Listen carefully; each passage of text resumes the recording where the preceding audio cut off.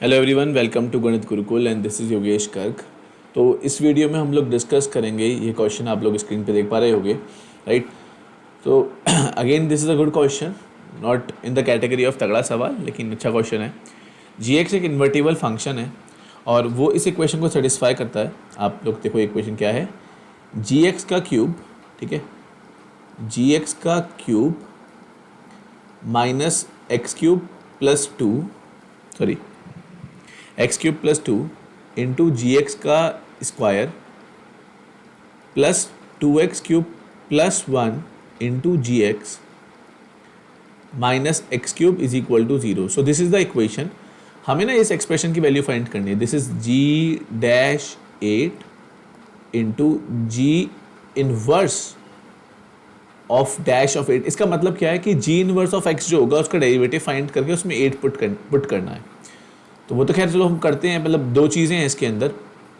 ये invertible function है तो जी इनवर्स ऑफ एक्स की बात भी हो रही है यहाँ पे, उसके डेरिवेटिव की बात भी हो रही है यहाँ पर। वो हम ऐसे सोच सकते हैं कि भाई देखो G inverse of G X है ना, वो आपका एक्स होगा। तो उसको अगर आप डिफ्रेंशिएट करते हो इस एक्सप्रेशन को, तो यहाँ डिफ्रेंशिएट करके you will get G inverse dash G X into G dash X is equal to one. So basically हमें ना जी एक्स की वैल्यू किस एक्स पे वन होती है, अगर हमने वो किस एक्स पर इसकी वैल्यू एट होगी, जी एक्स कब एट हो जाएगा, तो वहाँ से ऐसा एक्सप्रेशन कुछ बन सकता है और इसमें एक्स की वैल्यू एट पुट करनी है। एनीवेज जो क्वेश्चन दिया हुआ है पहले उसको भी देखें, इसके अंदर हम क्या कर सकते हैं। तो ना इसमें आप पहले ऑब्जर्व करना शुरू करो कि जितनी भी टर्म्स के साथ जी एक्स है, ज़रा उसको बाहर निकालते हैं एक्सप्रेशन को। तो जी एक्स का क्यूब है माइनस एक्स क्यूब जी एक्स स्क्वायर है, मतलब क्योंकि ये एक्सप्रेशन देखना होगा कि कुछ फैक्टराइज वगैरह हो रहा हो कि नहीं। अपनी कोशिश ये होनी चाहिए कि क्या ये फैक्टराइज हो रहा है कि नहीं। आप एक चीज़ ऑब्जर्व करो कि जहाँ पे भी आपका एक्स क्यूब वाला टर्म है, इनफैक्ट आई वुड से कि जो एक्स क्यूब वाला टर्म है उसको कॉमन पकड़ो, जैसे ये है ना। तो और जी एक्स के जो कांस्टेंट वाले टर्म्स हैं, मतलब g x cube right minus two जी एक्स स्क्वायर और फिर प्लस जी एक्स, एक तो ये पार्ट और दूसरा आपका जो एक्स क्यूब के साथ है, तो माइनस एक्स क्यूब कॉमन लो, तो इससे आएगा जी एक्स का स्क्वायर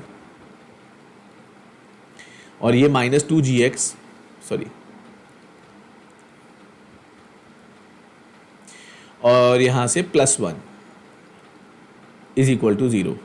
आप पहले वाले में जी एक्स कॉमन लो गया, पूरे में से आप देख पा रहे होगे, पूरे में से ना इससे जी एक्स निकल जाएगा। इससे देखो ये इसको लिखोगे जी एक्स कॉमन निकाल कर, this will be g x का square minus two ji x plus one, so that is g x minus one का स्क्वायर, ठीक है। Then minus x cube and this another three terms they are g x minus one whole square is equal to 0. Now what we can do, we can take this gx minus 1 whole square common. So gx minus 1 whole square into gx minus x cube is equal to 0. So there are two possibilities, either gx can be equal to, either gx is equal to 1 or gx is equal to x cube. Now gx cannot be equal to 1 forever because it is an invertible function from R to R. So it has to be bijective and it has to be bijective. So we'll reject this possibility. हम इस possibility को decline करेंगे, इसको हटा देंगे and we'll accept this possibility that gx is equal to x cube. So from this we have gx is equal to x cube. And please mind me for this making this g like this. ये मेरी आदत है, ठीक है। and I hope आपको समझ में आ रहा होगा g है तो gx is equal to x cube। तो पता है अब now we don't have to use this idea, we can just do this question by this reference कि if gx is x cube its inverse will be x की power 1 by 3, right।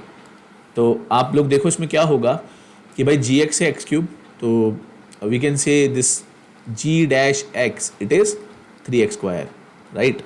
and if gx is x cube, g inverse of x that will be x to the power 1 by 3. I hope you can find it out. And if this is x की power 1 by 3, x to the power 1 by 3, its derivative will be 1 by 3 x to the power minus 2 by 3, right। Now just we have to put the value 8 in both of these and we have to multiply it. So g dash 8, that will be 3 into 8 square, and this will be 1 by 3, 8 to the power minus 2 by 3, right? So now this is 3 this will get cancelled.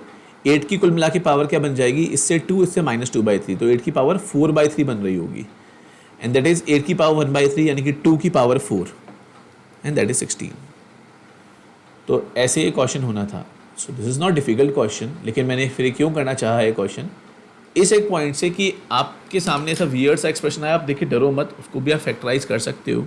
ये class 11th के बच्चे भी समझ सकते हैं इस चीज़ को कि ऐसे फैक्टराइजेशन क्या है ना, फैक्टराइजेशन ही एक बहुत एसेंशियल टूल है. क्लास 9th-10th में हम लोग पढ़ते हैं, लेकिन जितने वेरीड तरीके से उसको यूज़ किया जाता है अच्छे क्वेश्चंस में, वो हम कई बार नहीं पिक कर पाते हैं. तो इसलिए इसकी प्रैक्टिस कराना मुझे ज़रूरी था कि ऐसे आप इसको ब्रेक कर सकते हो. So I hope it is easy question, it is not difficult question, and it is clear to each and every one of you. So stay tuned, keep watching Ganit Gurukul. We'll be back in next video.